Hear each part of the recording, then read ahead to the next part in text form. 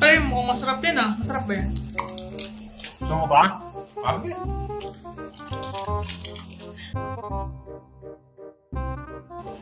Bilis mo! Kunin mo! Ayun, tamang-tama. Wala pang 5 seconds. Sakto na yan.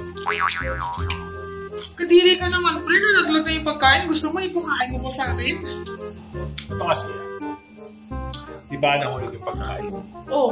Siyempre, pag nahulog yung pagkain mo, mag-iilagan yung mga germs na yan, tsaka yung mga mikrobyo.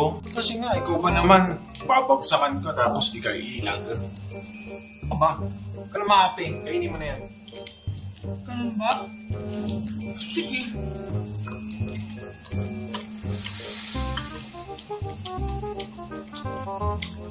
Pre, bakit ba kayo ibang lasa yung chocolate mo?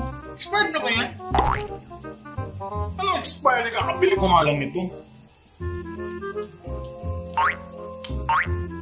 Pre?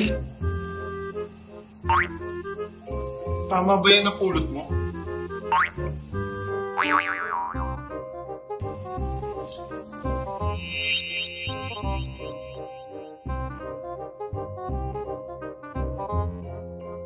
Ano pala iba yung lasa, pre?